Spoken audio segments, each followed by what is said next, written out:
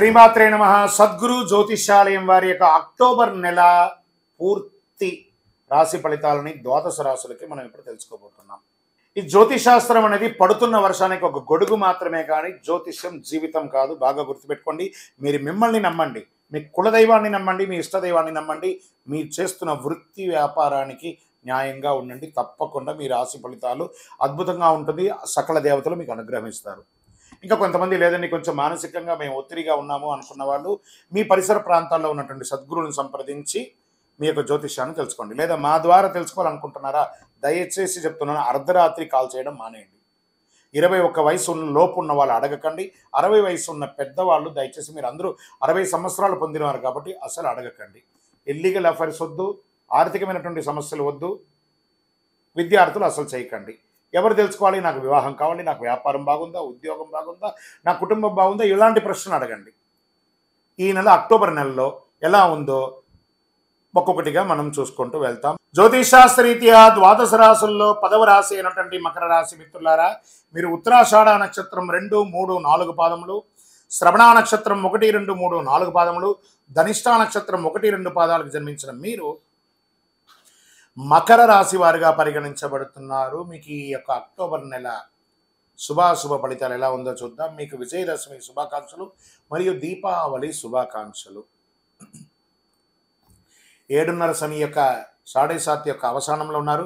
మకర రాశి వారికి కాస్త ఈ నెల అనుకూలించదు.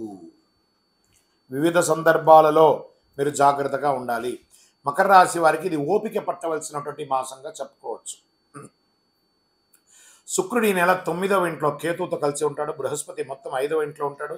శని మాసం అంతా 2వ ఇంట్లో తిరోగమన స్థితిలో ఉంటాడు. 8వ ఇంట్లో సూర్యుడి ప్రభావం. ఆదాయం దినదినాభివృద్ధి పొందినా అంతే ఈక్వల్ ఖర్చు కూడా వస్తుంది. జీతభత్యాలు పెరిగే అవకాశం ఉంది. వృత్తి వ్యాపారంలో కూడా లాభంగా నిలకడగా సాగుతుంది. కాస్త ఇబ్బందులు కూడా ఉన్నాయి. సేవా కార్యక్రమాల్లో పేరు తెచ్చుకుంటారు. ఆర్థికంగా మిశ్రంగా ఉంటుంది చెప్పచ్చు. ధనపరంగా ఎవరికి వాగ్దానాలు చేయకండి. ఉచిత వాగ్దానాలు, మీ యొక్క గొప్పలు ఇప్పుడు చేయకండి. మకర రాశి మిత్రులారా, ఎవరితోనూ మీ యొక్క వ్యక్తిగత రహస్యాలను చెప్పకండి. ఆహార వ్యవహారాల్లో చాలా జాగ్రత్త. అందులో ప్రత్యేకించి బయట ఆహారం తినేటప్పుడు ఇది నేను తినడం వల్ల నాకు అవసరమా, మంచిదా కాదా అని తెలుసుకుని ఆలోచించండి. మీకు దానివల్ల ఫుడ్ పాయిజన్స్ అయ్యే అవకాశాలు ఉన్నాయి. దాని హెల్త్ ఇష్యూస్ వచ్చే అవకాశాలు ఉన్నాయి. దంపతుల మధ్య అన్యోన్యత లోపం అవుతుంది. ఆకస్మిక ధనలాభం ఉంటుంది, వస్తుంది, మళ్ళీ అదే ఖర్చు వస్తూ ఉంటుంది. ఉద్యోగస్తులకు పనిభారం పెరిగినప్పటికీ మీ సహోద్యోగుల దగ్గర నుంచి మీకు తెలియకుండానే మీరు చేసే గాసిప్సే మీకు నెగిటివ్గా వచ్చే అవకాశాలు ఉన్నాయి. ఇప్పుడు సహోద్యోగులతో మాట్లాడేటప్పుడు ఒకసారికి 10 సార్లు ఆలోచించి మాట్లాడండి. కొందరికి ప్రమోషన్స్, జీతాల పెంపు వంటిది అవకాశాలు గట్టిగా ఉన్నాయి. మళ్ళీ చెప్తున్నాను, గాసిప్స్లకి దూరంగా ఉండండి. వృత్తి వ్యవహారాలు బాగుంటాయి. అనుకున్న దానికంటే ఆదాయాలు బాగానే ఉంటుంది చెప్పచ్చు. ప్రభుత్వ లైసెన్స్ వంటిది పొందడంలో జాప్యమయ్యే అవకాశాలు కూడా కనబడుతున్నాయి. ఆకస్మిక ఖర్చులు, రుణం కూడా తీసుకునే అవకాశాలు ఉన్నాయి. రోలర్ కోస్ట్ ఉంటుంది చూస్తారా, అలా ఉంటుంది ఖర్చు ఈ నెల. ఇబ్బందులు కూడా అలా ఉంటాయి, జాగ్రత్త. మాస ప్రారంభంలో తల్లిదండ్రుల అభిప్రాయ భేదం వచ్చే అవకాశం ఉన్నాయి కాబట్టి ఓపిక పట్టండి.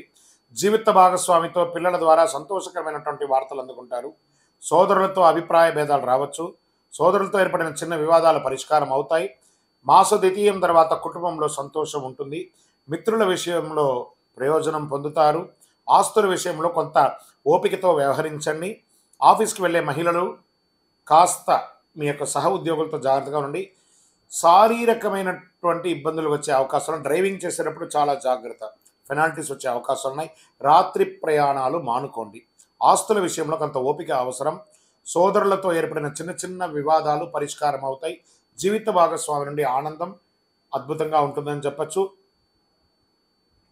నూతన ఉద్యోగం కోసం ప్రయత్నం చేసేవారికి ఈ నెల కాస్త ఆలస్యమయ్యే అవకాశాలు ఉన్నాయి. కొలెస్ట్రాల్, ఊబకాయం లేదా కడుపు సమస్య వంటి ఆరోగ్య సమస్యలు వచ్చే అవకాశాలు ఉన్నాయి. విద్యార్థులకు విద్యాపరమైనటువంటి ఫలితాలు గణనీయంగా మొదటి భాగం జరుగుతుంది. ద్వితీయం చాలా ఇబ్బందిగా ఉంటుంది, జాగ్రత్త. రాజకీయ నాయకుడికి ఇది కాస్త మిశ్రమం అని చెప్పచ్చు. షేర్ మార్కెట్ అస్సలు ముట్టుకోకండి. మీడియా రంగం వారికి మిశ్రమం. నూతన ఉద్యోగం ప్రయత్నం చేసే వారికి ఒక 1 మంత్ వెయిట్ చేయండి, అన్నీ వస్తాయి. అదృష్ట రోజులు అని చెప్తే ఈ యొక్క అక్టోబర్ నెలలో 5, 8, 12, 15, 16 అని కూడా చెప్పుకోవచ్చు. చంద్రాష్టమం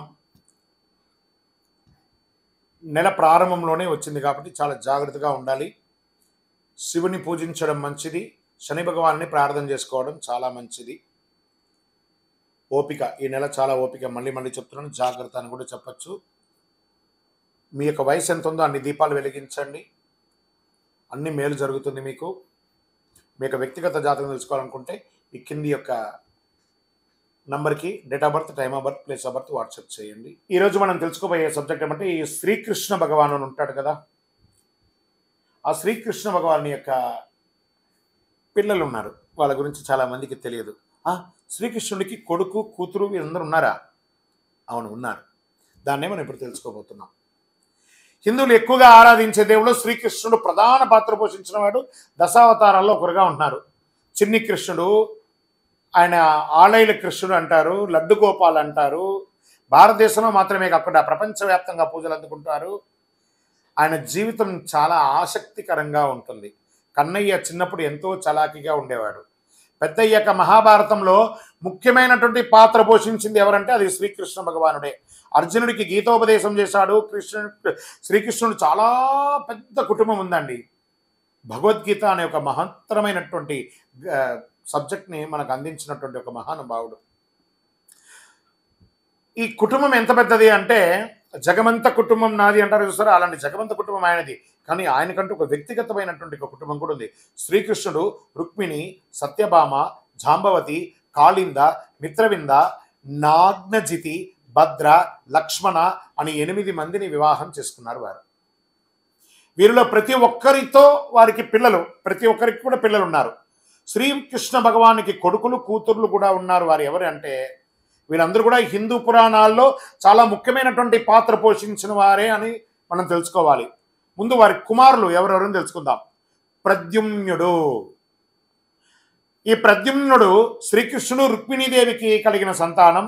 అతడు చాలా ధైర్యవంతుడు, తెలివైన వాడు. ప్రద్యుమ్నుడు రాక్షసుడు సంబాసురుని అపహరించాడు, కానీ శ్రీకృష్ణుడు అతన్ని కాపాడుతాడు. ఆ తర్వాత ప్రద్యుమ్నుడు సంబాసురుని సంహరిస్తాడు. ప్రద్యుమ్నుడు కామదేవుని యొక్క అవతారం అని కూడా చెబుతారు. అతడు విల్లు చాలా బాగా వాడతారు, యుద్ధ విద్యలో కూడా ప్రావీణ్యం సాధిస్తారు. ప్రద్యుమ్నుడు పాండవుల కొడుకులకు అభిమన్యుడికి యుద్ధం చేయడం ఎలాగో నేర్పించిన వాడు. ఎడిటర్స్ ఇక్కడ గుర్తుపెట్టుకోండి, ఒక్కొక్క సబ్జెక్ట్గా షార్ట్గా వేసుకోవచ్చు లేదా కంటిన్యూగా కూడా పెట్టుకోవచ్చు ఈ యొక్క సబ్జెక్ట్ని. ఎందుకంటే శ్రీకృష్ణుని యొక్క కుమారుని పేరు అని కూడా పెట్టి దాన్ని మీరు ఇంకా తమ్లైన్ ఎలా పెట్టుకుంటారో అలా చేసుకోవచ్చు. తర్వాత శ్రీకృష్ణుని యొక్క ఇంకొక కుమారుని యొక్క పేరు కృతవర్మ.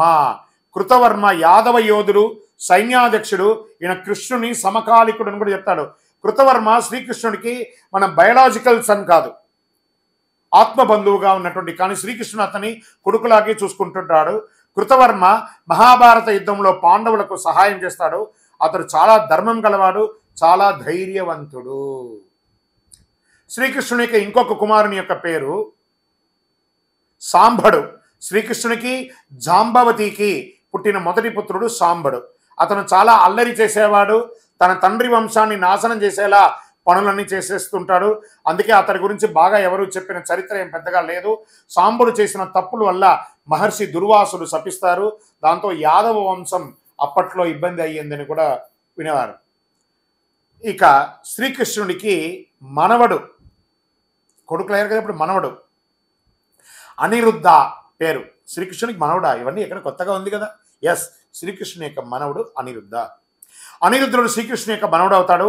అతని తండ్రి ప్రద్యుమ్నుడు, తల్లి రుక్మావతి. అనిరుద్ధుడు చాలా ధైర్యవంతుడు, చాలా తెలివైనవాడు. అనిరుద్ధుడు రాక్షసుల రాజైన బాణాసురుని కూతుర్ని యొక్క ప్రేమిస్తాడు. ఎంత అద్భుతంగా ఉంది చూసారా. తర్వాత ఇప్పుడు శ్రీకృష్ణుడికి కూతుర్లు. శ్రీకృష్ణుడికి కూతుర్లు ఉన్నారా? వాళ్ళు ఎవరు? వారి పేర్లు మనం తెలుసుకుంటాం. ప్రజలు శ్రీకృష్ణుని కుమార్తెలు చరిత్ర పౌరాణిక గాథల గురించి పెద్దగా ఎవరికి తెలియకపోవచ్చు కూడా, కానీ కన్నయ్య జీవితంలో కీలక పాత్ర పోషించారు వారు.